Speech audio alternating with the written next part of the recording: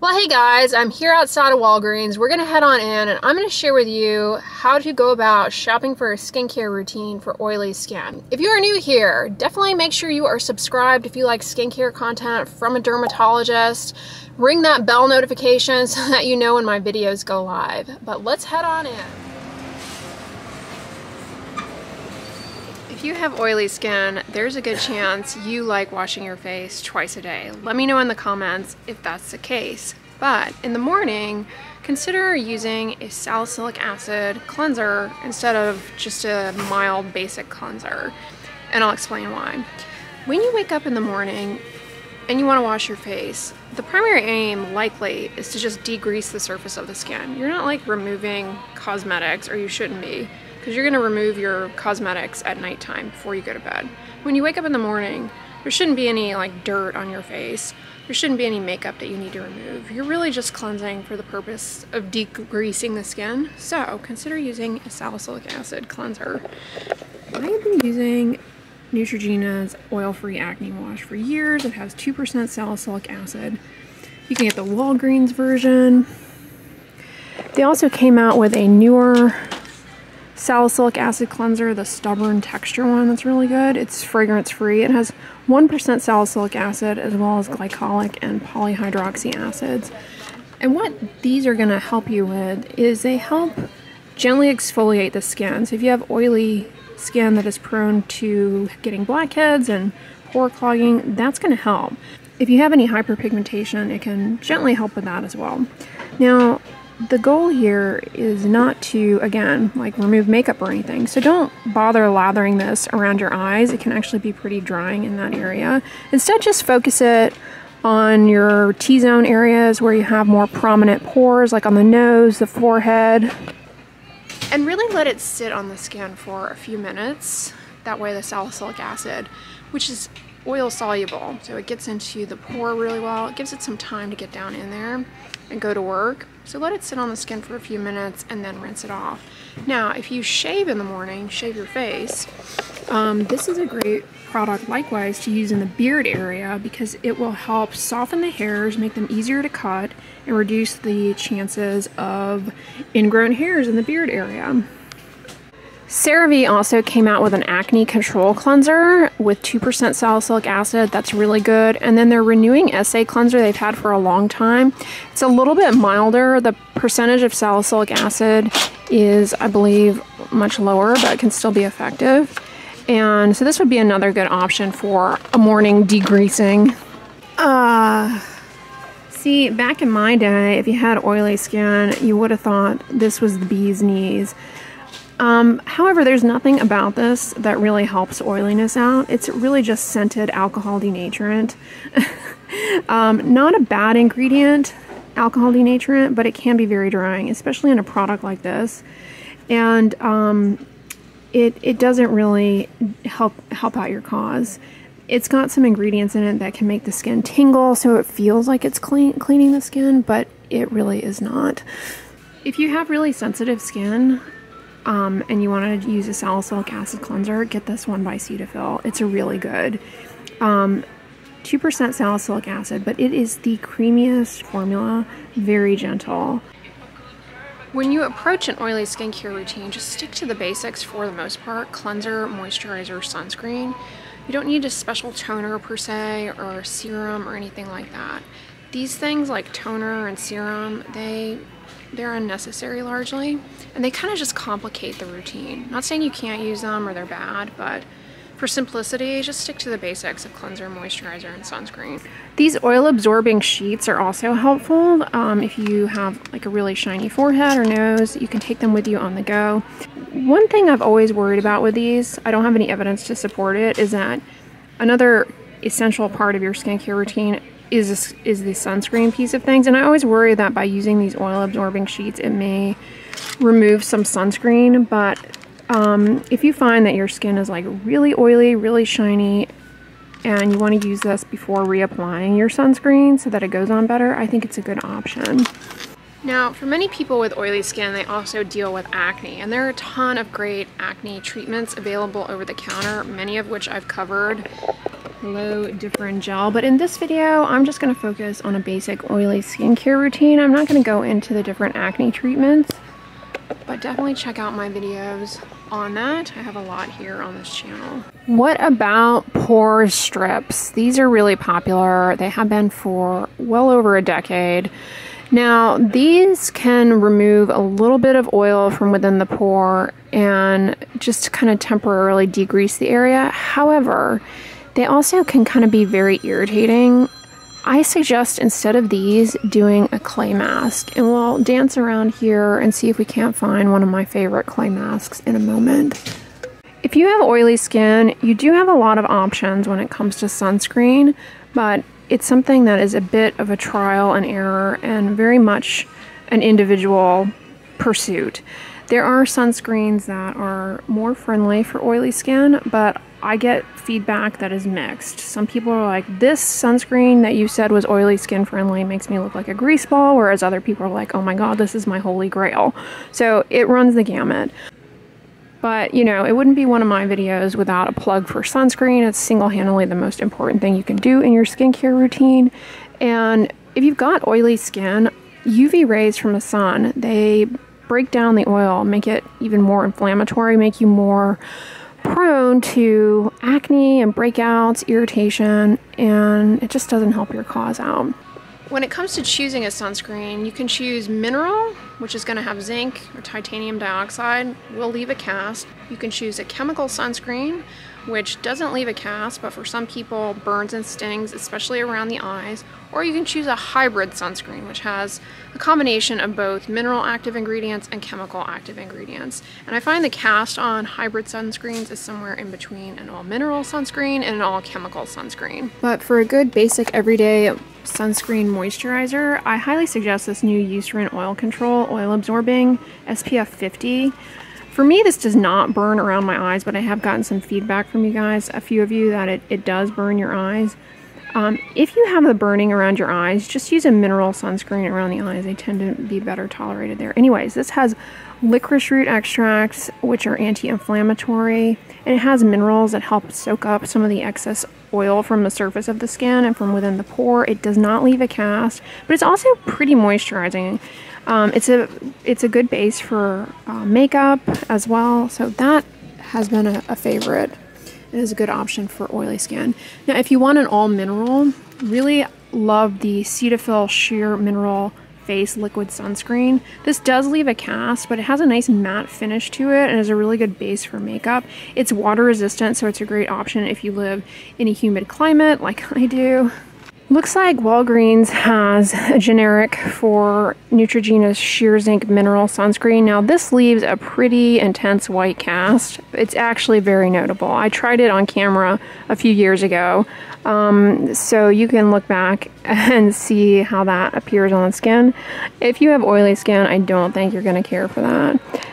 But if you do have oily skin and you want to go with a chemical sunscreen, this is another great option. The Neutrogena Clear Face. There's no fragrance. It no longer has oxybenzone. I think it used to. Oxybenzone is a chemical sunscreen ingredient that many people find irritating. This one's not greasy at all, and it has aluminum starch in it, which helps to absorb some of the oil from the surface of the skin. So that's another great option. But this was a 2021 sunscreen favorite, and I still obviously really love it. It's the Neutrogena Invisible Daily Defense Face Serum. This is really moisturizing. Kind of gives the skin a nice luminous glow. It's free of fragrance. I got a lot of comments on a recent Instagram post where I was promoting this, saying that people do find that this burns around the eyes. I've actually never had issue with this particular one burning around my eyes, but just a word of warning there. Probably one of my top sunscreen recommendations, though, for oiliness and hot, sweaty conditions where you need a water-resistant product is going to be the La Roche-Posay Anthelos Melt-In Milk Sunscreen. This is a holy grail. It's very fast absorbing, non-greasy, doesn't make you look shiny. Cannot recommend this enough. They make it SPF 60, and they also make an SPF 100. And you may be wondering, like, 100, is that even worth it? It turns out that in reality, SPF 100 does actually end up being better at protecting you against a burn, simply because it's difficult to apply sunscreen at a dense enough layer to actually get to the SPF. So the higher the SPF product, the more likely you are to get some reasonable protection. Anyways, you'd be fine with 60. Now, these sunscreen powders, these mineral powders, they're really popular and I like them. They're kind of a divisive type product in the skincare community because they don't really give you, they don't give even consistent sunscreen coverage. I would never rely on this as just your sunscreen alone, but they're a really good option for people who have oily skin because after you put your sunscreen on, if you're really shiny, this can kind of help mattify that shininess, and they're handy to keep in your bag. Instead of the blotting sheets, you might try something like this just to mattify the oiliness. A lot of people find that works out nicely for them. Sure, you could just use a sheer mineral powder. It doesn't have to be a sunscreen powder, but the benefit here is that at least you're depositing sunscreen on the skin as opposed to just potentially disrupting it with an only mineral powder. One of the biggest myths when it comes to having oily skin is that products make you oilier, and they don't. Oiliness has to do with hormones. There are receptors in the oil gland that hormones bind to and lead to the production of sebum, otherwise known as oil. Some people genetically have larger oil glands. As a result, they may have more obvious pores. They tend to go hand in hand, but products don't make you actually oilier. Some products can help remove oil from the surface of the skin and from within the pore, but they don't actually affect change to oil production. So like a moisturizer, for example, it's not going to actually change oil production. It may look shiny on the skin and greasy on the skin combined with your oils, but it's not actually going to accelerate the rate of oil production. Likewise, if you use a product that dries out the skin, drying out the skin, it doesn't actually cause you to make more oil. That is another kind of common myth that's easy to get wrapped up in. However, if you dry out your skin, it can make your face look oilier because the oil is kind of now sitting on this dry surface, and because of the way light is scattered and things, it really ends up making you look quite a bit oilier. Alright, let's move away from sunscreen, otherwise I'll be here all day. Alright, let's talk about your nighttime cleansing. It's a good idea if you wear cosmetics or if you've been wearing water-resistant sunscreen to consider what's called a double cleanse, where you use an oily-based product to actually break up the film of cosmetics, and then you use a mild cleanser to wash off said oily-based cleanser plus cosmetic residue. It just helps more efficiently remove things, and it doesn't require you to spend as much time like rubbing your face, basically. I have a lot of videos talking about double cleansing. I think it's just the bee's knees. So for removing cosmetics, cold cream is an option for the oily cleanser. Pond's has a fragrance-free cold cream. They don't have it here. That's my favorite, but they also have their classic cold cream here. Works really well to remove eye makeup, non-drying, and then you just are able to come in with a mild cleanser and wash this plus your makeup residue that's been broken up off just more efficiently. Albolene is another great option. However, I have gotten a lot of feedback over the years that for people with oily skin, they do find that this leaves an oily residue. So I wouldn't necessarily recommend it in that case for people with oily skin. And I think the main reason is that this doesn't emulsify as well.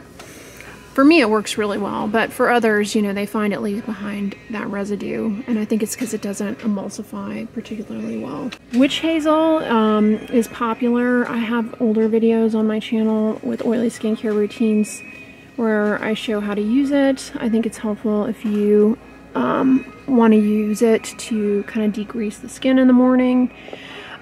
Dickinson's makes a fragrance-free one that's a great option, which they have here. Yeah, there it is. Witch hazel is anti-inflammatory. It's a mild astringent, and it's moisturizing, but some people, their skin is very irritated by it. I don't think it's necessary, but it is something popular. And then of course you've got Thyers over here. Looks like Thyers has an unscented one. If you're new here, I encourage fragrance-free products, especially for those with sensitive skin. But if you don't have a problem with fragrance, you don't necessarily need to be going out of your way to avoid it. I have a recent video explaining that. There are a lot of great options for a mild cleanser for the second step of the double cleanse. You have CeraVe, you can choose the hydrating facial cleanser, the hydrating cream to foam cleanser, or the foaming facial cleanser. Now the hydrating facial cleanser is very creamy. It's formulated for people with normal to dry skin. The foaming facial cleanser is a little bit more, I don't know, exuberant, if you will, in terms of its oiliness degreasing properties. A lot of people like this cream to foam one. You can always choose the generic store versions, like the Walgreens hydrating facial cleanser. I haven't actually tried that out myself, but it's definitely going to be less expensive in the long run. Then you can't go wrong with Vanity Cream. This would be a great option. Their gentle facial cleanser. Vanity Cream is an underrated brand in my opinion. Their products are pretty good overall, no nonsense. I also really like this Hydro Boost with hyaluronic acid hydrating cleansing gel. I personally am using this currently. The cleansing lotion is more of a creamier version of this. Alright, this is the clay mask that I was hoping they had, which they do, by Cetaphil. Clay is something you could do in the morning before you wash your face. You could do a clay mask. You could do it every morning if you tolerate that, if you want to, if you have the time, or just a few times a week. You could also do it at night. I mean, there's nothing about it that makes it morning specific, but I just find that people tend to feel as though their skin is maybe oilier in the morning and they want to put on makeup. This is a great thing to do. See, it's got kaolin in it, which helps absorb some of the excess oil, but it's also moisturizing. It's not going to dry out your skin. It's got shea butter, avocado oil. You can put this on in the morning and go about, I don't know, prepping your coffee or whatever. It takes about 5 to 10 minutes. Then you can come in with your salicylic acid cleanser if you want. And then you can put on a sunscreen. Here's another clay mask that's pretty good by Aven. Now this one has fragrance, which I've talked about in other videos can be irritating for some people. But it's got kaolin in it, which is a clay that's going to help absorb oiliness. But this also has both salicylic acid and glycolic acid, so that's going to help exfoliate the skin. This one may be more, this one's going to be more likely to be irritating for some, but it may be the kind of thing that certain skin types really like that are oily and acne prone because of the hydroxy acids are exfoliating, and plus the clay is degreasing. Alright, let's talk about moisturizing. When it comes to oily skin, you may want to consider using a facial moisturizer at nighttime that has an antioxidant in it. It's not necessary, but some antioxidants that can be helpful for people with oily skin are EGCG, otherwise, which comes from green tea, or niacinamide. Niacinamide is helpful for redness, oiliness, and hyperpigmentation, and EGCG likewise is helpful for oiliness and for healing and hyperpigmentation. Don't have trepidation when it comes to moisturizers.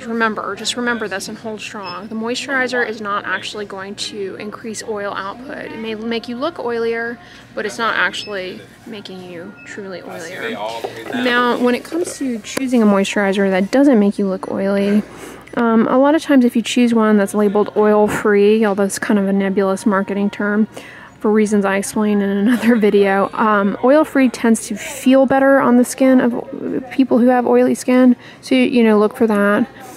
This Walgreens version of the Neutrogena oil-free moisture sensitive skin lotion would be a great option. Very basic moisturizer. I've used and recommended for years. It's a really good choice for those with oily skin. It's a lot more affordable than the Neutrogena version, and looks like it's even further discounted here today. But speaking of moisturizing with niacinamide, like I mentioned earlier, this would be another great option. It's by Derma Geek. This is their nighttime moisturizer with, again, niacinamide. This is a really good option. It's a Unilever brand. Their gentle facial cleanser, I forgot to mention when I was talking about cleansers, would also be a good option for the second step. This is a great option too, the Tolerian Double Repair Face Moisturizer. It's got niacinamide and it also has ceramides, which are helpful for the skin barrier, which is really important if you have oily skin. Don't neglect your skin barrier just because your pores are pumping out sebum. So that'd be another good option, $19.99. I wish Walgreens would come out with some generics of the La Roche-Posay products. Have you guys noticed that they haven't done that? They have generics of like CeraVe and stuff. This is another great line for oily skin, especially this product. This is a holy grail for me. This Calm and Restore Oat Gel Moisturizer. Really good for oily and dry skin. It's not greasy. Fragrance free. And it also has Centella Asiatica extract in it. Centella helps with healing. It's an antioxidant. This has dimethicone in it, which makes it feel more lightweight on the skin if you've got oilier skin. Speaking of niacinamide and moisturizers, you certainly have the CeraVe Facial Moisturizing Lotion or the Walgreens version. These are both very lightweight. They have ceramides and hyaluronic acid. Ceramides help the skin barrier. Hyaluronic acid helps with moisture retention, and then niacinamide is anti-inflammatory. It helps with oiliness, and it helps with barrier recovery. So yeah, those are the basics for an oily skincare routine. Just stick with cleanser, moisturizer, and sunscreen, especially if you are new to skincare and you know that you have oily skin. It's very easy to get overwhelmed, especially on social media, people telling you you need this serum and this toner and this, that, and the other. But focus on building a simple skincare routine that is sustainable and that you can stay consistent with. Cleanser, moisturizer, and sunscreen are the basics. If you have oily skin, you may enjoy incorporating a salicylic acid cleanser as your morning cleanse for degreasing and or clay mask. And moisturizers are an important part of anyone's skincare routine, but those with niacinamide can really help address the oiliness, as well as the ingredient EGCG or green tea. So I hope this video was helpful to you guys who are getting into skincare for the first time. Definitely check out some of my other videos on oily skin. I go into a lot more skincare routines, so look for those. But if you like this video, please give it a thumbs up, share it with your friends, and as always, don't forget, sunscreen and subscribe. I'll talk to you guys tomorrow. Bye.